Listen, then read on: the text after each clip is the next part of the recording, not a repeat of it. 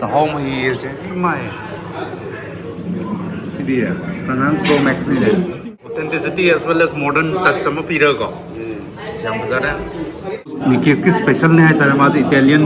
ke hai tare sida special good afternoon good evening khurumjari mayambu mayam yengbiro singbu so masi gi blog asida laktori je akoina samlapna yam telapna aihak ne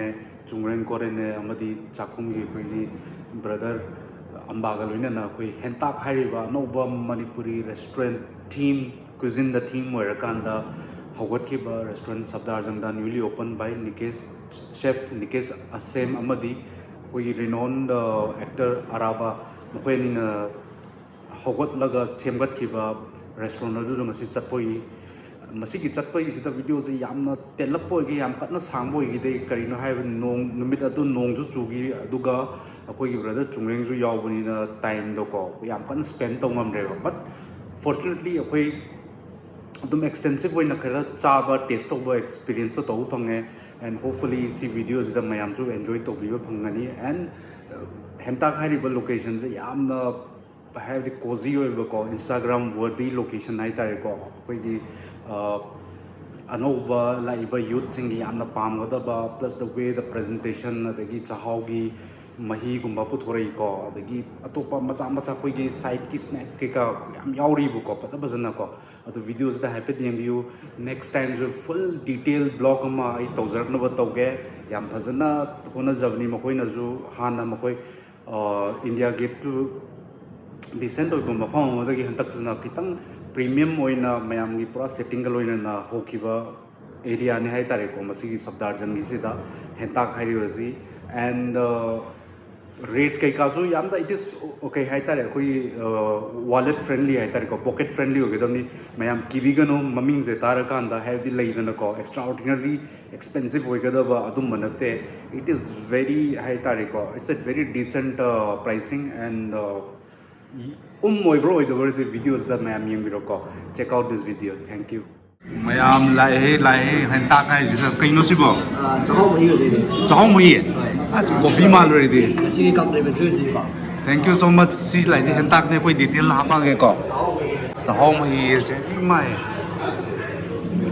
sidi sanan pro max ni le ating mo na adu di chak mahi ni na nang kitang di tasty to just try ka to ko moi roi do nang hai pa tang ai ro ya ma jo hai du ni ko se mai to la mai to yam Ay dito tayo hindi. Sa house na pang mo na yun. mayam orange ko si chahau ki mai ne kamai na se muno dikham ai di hot on do ma le cold ni ne so mayam sida complimentary the something ko bread stick khai ga dara dum ba kai hai do no khang dare ko mai watin yaure adagi sida akoi kangau ga keno ga threading ga toba sina bora ai tare ko kai bora no hai ga na masi keno da koi ki karo khabi ro sibo karo khabi ga emaga mayam lai hei si henta ki special ai tare glass ti lai koi thak na ba sing first round loi gre juk lai je sambi ro si sina ke de ba singju di koi yom bu bi do adu ne to ri je ado authenticity as well as modern touch sama pirago yam bazara dagi sida koina hapninga no ade tare coding morok adagi keno mangan ba batin adagi sigi je kari hai tar utong ma gedra pakon ka utong ga ko tat jami do du to ke na section lage yam simai sidia adu morok to yahol roi je mai Trading je. trading dang sai Saya yaw sige try dida. ta roi dro trading So ko do tum lai ni ko do sa ko tum lai dro ni. Na try ja. mane maming gyun hai petang manam gyun kitang tha Mo ni ni yaw ni. yor ba o adu dia Sai na. Saya yaw jara mo ni. adu di yare ko moi seng na Yam pa charo. yan bi praja gim ta to solo mo se ko hore Eh. nang ne han ba praja me am gim ta to se oi ko hore de ꯃꯊꯪꯗ ꯀꯨꯏꯃꯟꯈ꯭ꯔꯦ video ꯅꯝꯗꯕꯁꯤꯅ ꯌꯥꯝꯅ ꯇꯧꯕ ꯏꯌꯥꯝꯕ ꯇꯧꯔꯁꯤ ꯑꯗꯣ ꯄ꯭ꯔꯖꯥꯗꯤ ꯅꯪꯒꯤꯁꯨ ꯍꯥꯏꯗ ꯌꯥꯗꯦ ꯏꯌꯥꯝꯕ ꯍꯥꯎꯕ꯭ꯔꯣ ꯀꯃꯥꯏꯅ ꯇꯧꯒꯦ ꯑꯍꯥꯟꯕ ꯀꯔꯤ ꯆꯥꯛꯈꯨꯝꯁꯤꯅ ꯄ꯭ꯔꯖꯥꯒꯤ ꯃꯤꯌꯥꯝꯒꯤ ꯄ꯭ꯔꯖꯥ ꯑꯗꯨꯝ ꯍꯥꯏꯕꯤꯔꯣ ꯏꯌꯥꯝꯕ ꯑꯩꯈꯣꯏꯁꯦ ꯄ꯭ꯔꯖꯥꯅ ꯆꯠꯈ꯭ರೆ ꯄ꯭ꯔꯖꯥ ꯃꯌꯥꯝꯒꯤ ꯑꯍꯥꯟꯕ ꯆꯥꯛꯈꯨꯝ ꯄ꯭ꯔꯖꯥ ꯃꯤꯌꯥꯝꯒꯤ ꯁꯦ ꯅꯪ ꯁꯣꯏꯗꯕꯤꯗ ꯇꯧꯔꯁꯤ ꯑꯍꯥꯟꯕ ꯆꯥꯛꯈꯨꯝꯁꯤ ꯃꯌꯥꯝꯒꯤ ꯄ꯭ꯔꯖꯥ ꯃꯌꯥꯝꯒꯤ ꯑꯗꯨ ꯑꯩ ꯈꯅꯥꯎ ꯆꯪꯉꯦ ꯑꯗꯣ ꯃꯥ ꯁꯤꯝꯄꯜ ꯑꯣꯏꯅ ꯆꯥꯔꯦꯀꯣ ꯑꯩꯈꯣꯏ ꯁꯦꯂꯠꯁꯤꯗꯤ ꯌꯥꯝ ꯐꯕ ꯍꯦꯜꯗꯤ ꯑꯣꯏꯕ ꯒ꯭ꯔꯤꯟ ꯐꯥꯏꯕꯔ ꯀꯩꯅꯣ ꯃꯣꯔꯣꯛꯄꯨꯗꯤ ꯌꯥꯎꯖꯔꯦꯀꯣ ꯑꯗꯨꯒ ꯃꯥꯒꯤ ꯍꯧꯖꯤꯛ ꯋꯦꯠ ꯀꯠ ꯇꯧꯕ ꯁꯤꯒꯤꯗꯤ ꯌꯥꯝ ꯀꯥꯟꯅꯕ ꯑꯣꯏꯕꯀꯣ ꯄ꯭ꯔꯤꯄꯦꯔꯦꯁꯟꯒꯗꯤ ꯄꯨꯛꯁꯨ ꯊꯟꯕ ꯕꯠ ꯑꯇꯩ ꯑꯃꯥꯡꯕ ꯌꯥꯎꯕ ꯄꯣꯠ ꯑꯝꯇ ꯌꯥꯎꯗ꯭ꯔꯦꯕ ꯊꯥꯎ ꯅꯨꯡ ꯌꯥꯎꯗ꯭ꯔꯕꯅꯤꯅꯀꯣ ꯕꯦꯁ ꯍꯥꯏꯇꯥꯔꯦ ꯀꯥꯞꯁꯨ ꯌꯥꯎꯕ ꯅꯠꯇ꯭ꯔꯦꯕ ꯁꯣ ꯑꯗꯣ ꯑꯩꯁꯨ ꯇ꯭ꯔꯥꯏ ꯇꯧꯖꯔꯛꯀꯣ ꯃꯌꯥꯝ ꯉꯥꯏꯕꯤꯔꯣ ꯕꯣꯔꯥ ꯂꯩ ꯃꯌꯥꯝ ꯁꯤꯗ ꯊꯝꯕꯤꯔꯣ ꯌꯥꯍꯟꯅ ꯕꯣꯔꯥ ꯂꯥꯛꯑꯦ ꯕꯣꯔꯥꯁꯦ ꯁꯤꯗ ꯌꯥꯎꯔꯤꯁꯦ ꯑꯩꯈꯣꯏꯁꯦ ꯀꯩꯅꯣ ꯍꯥꯏꯇꯥꯔꯦ ꯑꯂꯨ ꯌꯥꯎꯔꯦ ꯑꯗꯒꯤ ꯑꯩꯈꯣꯏꯒꯤ ꯀꯩꯅꯣ ꯅꯥꯀꯨꯞꯄꯤ ꯌꯥꯎꯔꯦ ꯑꯗꯒꯤ ꯃꯣꯔꯣꯛꯁꯨ ꯌꯥꯎꯔꯦ ꯑꯇꯩꯗꯤ ꯀꯩꯅꯣ ꯒ꯭ꯔꯤन ꯀꯂꯔ ꯈꯔ ꯌꯥꯎꯔꯤꯀꯣ ꯑꯗꯩ ꯀꯣꯕꯤꯒꯤꯁꯨ ꯌꯥꯎꯔꯦ ꯂꯣꯏ ꯁꯨꯅꯕ ꯌꯥꯎꯔꯦ ꯍꯥꯏꯇꯥꯔꯦ ꯑꯩꯈꯣꯏ ꯈꯕꯔ ꯃꯥꯟꯕꯁꯦ ꯍꯥꯞꯄꯤꯕ ꯈꯕꯔꯗꯤ ꯅꯠꯇꯦꯀꯣ ꯔꯦꯞꯀꯨꯝꯕꯩꯅꯦꯕ ꯑꯩꯈꯣꯏ ꯃꯥꯜꯍꯟꯕꯗꯣ ꯑꯩꯈꯣꯏꯔꯣꯝꯒꯤ ꯑꯗꯨꯒꯤ ꯇꯆꯇꯨꯃ ꯌꯥꯎꯔꯤꯕꯀꯣ ꯁꯣ ꯑꯗꯨꯅꯤꯗ ꯑꯗꯨꯗꯤ ꯁꯤꯒꯤꯁꯨ ꯑꯃꯨꯛ ꯍꯧꯔꯒꯦꯀꯣ ꯃꯌꯥꯝ ꯁꯤꯗꯤ ꯄꯤꯖꯔꯔꯣꯏꯀꯣ ꯕꯣꯔꯥꯗꯤ ꯆꯥꯔꯣꯏ ꯃꯥ ꯑꯩꯈꯣꯏ ꯅꯣꯏ ꯍꯣꯠꯅꯔꯒꯦ ꯏꯌꯥꯝꯕꯒ ꯑꯩꯒ ꯑꯁ ꯑꯃꯁꯨ ꯂꯥꯛꯑꯦ ꯍꯦ ꯃꯌꯥꯝ ꯁꯤ ꯂꯥꯛꯑꯦ ꯑꯩꯈꯣꯏꯒꯤ ꯕ꯭ꯔꯨꯁꯂꯤꯒꯤ ꯆꯤꯛꯀꯟ ꯁꯨꯞ ꯍꯥꯏꯇꯥꯔꯦ ꯐꯖꯅ ꯆꯥꯕ ꯑꯗꯒꯤ ꯃꯥꯒꯤ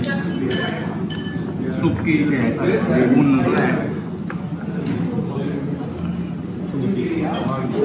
ꯑꯗꯣ ꯉꯁꯤꯗꯤ ꯄꯨꯔꯥ ꯍꯦꯜꯗꯤꯅꯤꯀꯣ ꯅꯍꯥꯟꯈꯩ ꯊꯔꯣꯏ ꯈꯦꯆꯤ ꯑꯗꯨ ꯑꯗꯥ ꯇꯧꯕꯗꯣ ꯉꯁꯤꯗꯤ ꯑꯝꯇ ꯌꯥꯗ꯭ꯔꯦ ꯃꯥ ꯍꯧꯖꯤꯛ ꯄꯨꯔꯥ ꯍꯦꯜꯗꯤ ꯊꯔꯣꯏꯁꯤꯗꯤ ꯌꯥꯝ ꯍꯦꯜꯗꯤ ꯑꯣꯏꯕꯅꯤ ꯑꯩ ꯍꯥꯏꯕꯗꯤ ꯃꯃꯤꯡꯗ ꯑꯣꯏꯅ ꯆꯠꯈꯤꯕꯅꯤꯗ ꯅꯪ ꯁꯥꯎ ꯌꯥꯗꯦ ꯀꯩꯅꯣ ꯁ꯭ꯂꯤꯞ ꯑꯣꯐ ꯇꯪ ꯍꯥꯏꯕꯗꯨꯅꯦ ꯊꯔꯣꯏꯁꯤꯗꯤ ꯌꯥꯝ ꯍꯦꯜꯗꯤ ꯑꯣꯏꯕ ꯄꯣꯠꯅꯤ ꯑꯁꯤ ꯍꯥꯞꯆꯤꯟꯕꯩ ꯎꯏ ꯑꯁꯤ ꯌꯥꯝ ꯄꯥꯝꯗꯣꯔꯦ ꯄ꯭ꯔꯖꯥ ꯃꯤꯌꯥꯝꯒꯤ ꯃꯗꯨ ꯏꯜꯂꯝꯃꯣꯁꯦ ꯑꯍꯥꯟꯕ ꯆꯥꯛꯈꯨꯝꯁꯦ ꯃꯌꯥꯝꯗ ꯁꯥꯅꯤꯀꯣ ꯑꯣꯛꯀꯅꯤ ꯑꯍꯥꯟꯕ ꯆꯥꯛꯈꯨꯝ ꯇꯧꯔꯣ ꯊꯨꯝ ꯋꯥꯠꯄ꯭ꯔꯣ ꯌꯥꯔꯦ ꯆꯞ ꯆꯥꯔꯦ ꯑꯣꯀꯦ ꯑꯩꯁꯨ ꯕꯣꯔꯥꯁꯦ ꯑꯃꯨꯛꯇ ꯇꯧꯔꯒꯦ ꯊꯨꯝꯁꯦ ꯈꯤꯇꯪ ꯋꯥꯠꯂꯦꯀꯣ ꯆꯥꯏꯔꯒꯦ ꯌꯥꯏꯅ ꯁꯤꯒ ꯑꯗꯩ ꯁꯤꯁꯤꯒ ꯂꯨꯞꯄꯒꯦ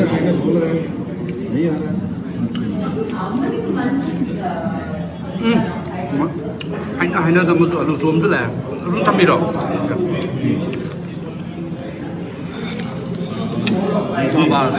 ꯑꯂꯨ ꯆꯣꯞ ꯂꯥꯛꯑꯦ ꯃꯌꯥꯝ ꯋꯥꯎ ꯑꯂꯨ ꯆꯣꯞꯁꯨ ꯂꯥꯛꯑꯦ ꯑꯂꯨ ꯆꯣꯞꯀꯨꯝꯕꯁꯦ ꯃꯥ ꯆꯥꯔꯣꯏꯀꯣ ꯑꯩ ꯇ꯭ꯔꯥꯏ ꯇꯧꯔꯒꯦ ꯄ꯭ꯔꯖꯥ ꯃꯌꯥꯝꯒꯤ ꯑꯂꯨ ꯆꯣꯞ ꯂꯩꯔꯦꯀꯣ ꯁꯥꯎꯕꯤ ꯌꯥꯗꯦ ꯇ꯭ꯔꯥꯏ ꯇꯧꯖꯔꯒꯦ ꯔꯤꯀꯦꯁꯅ ꯁꯦꯝꯕꯅꯤ आलू तभी पूरा बटर है ना मतलब दारू वगैरह नहीं खिलाना थुमसे खितंदी कनो तौर मैम चाबई ओइनिको खितंग light otherwise test is good pasta है सिजे कइनोगी अकोई नाउ निकेस की स्पेशल ने है तारे माज इटालियन के है तारे सिदा स्पेशलाइजेशन दौगा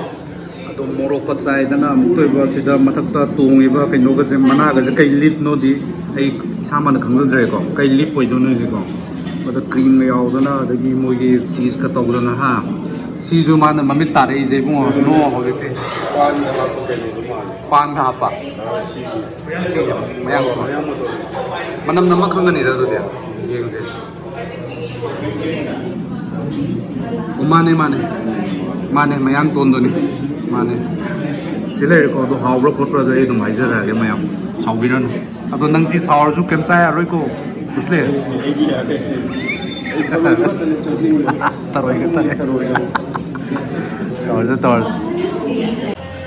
मैम से हेंता कदम लामे को सरप्राइजिंगली ब्यूटीफुल एम्बियंस है म्यूजिक से कितन कनो तौजिरा याम स्टनिंगली याम मफम हमदा मोय सेम लेमे अखोई ब्रदर नानथोल के अखोई सुपरस्टार मणिपुर की के हाइदे अखोई हीरो आइगा सक फजमा नबा मिस्टर राबा मागा as well as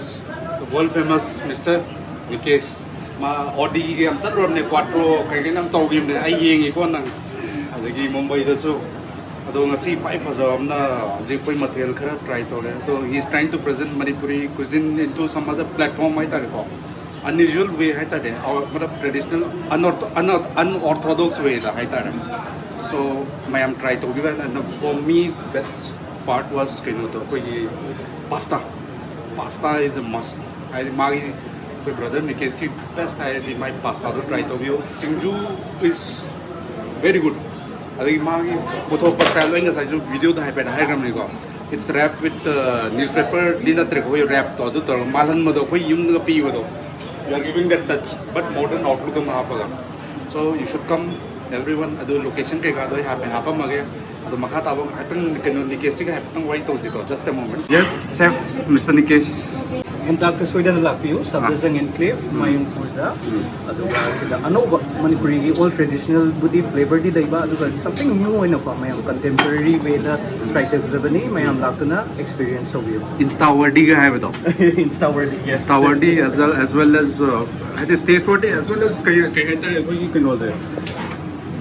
pricing wise also it's very कहता है it's pocket friendly जो है bahita रहता and location is also beautiful, ambience and bazaar hai, no doubt about it, and you should try it and experience this entire thing. हम bazaar मोंग नहीं just a moment. See setup से नहीं माना को कोई कि chef Nikesh ना माना लोई ना from him this is the only gateway है तारे माँ everything is controlled through every कहता है this इधर चट में हमसे for every customer is will pass through him so माना quality control as well as कहता है customer द चट क्यों तो माना control तो चट तो नहीं see this is the gateway main operation back but everything goes through him so it will be check है तारे to the core I don't know मैं what we don't know try one time coming and Mr. Araba is very busy है इधर को मुझे अनुभव होगी so मैं हम लाग तो ना मैं busy हुए मियो को तो कोई जो मुख ले कोई तो रखे next time thank you so much है तारे Nikesh bye bye Araba Thank you mayam laksan biro. अभी कोई याम बाकोई मुसल रोजे को लोकेशन है पे दियंग बिरो ब्यूटीफुल लाइट है हमने को मुंता ना एम्बियंस है पे तंगे हम मुंता रे कोई हीरोज ले रहे हो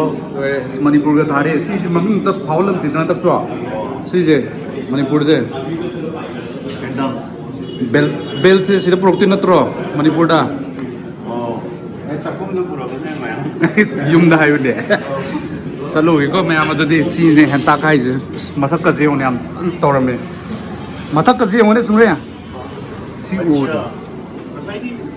उ दे ने को सी मैं हमने इंस्टा का फसक तो कनो ने लोकेशन है तारे सिले तो मेनू के का दो है पे चंग यंग व्यू रो तो पर डिटेल्स तो देखो मको ये वेबसाइट को मदा हायरा मने सिले है ता खाई ये बाय बाय